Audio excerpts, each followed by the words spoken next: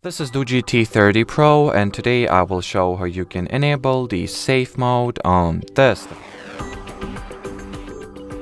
So it is a very simple thing to do. You will need to simultaneously press volume up and power buttons like that, then hold your finger at the power off option.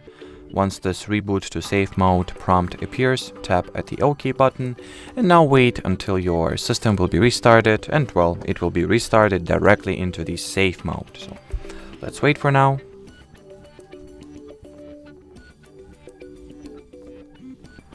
So as you can tell by this little indicator at the status bar, the safe mode or diagnostic mode on your tablet was enrolled successfully. In order to exit it or remove it, all that you gotta do is, well, once again launch the power off menu and restart your tablet.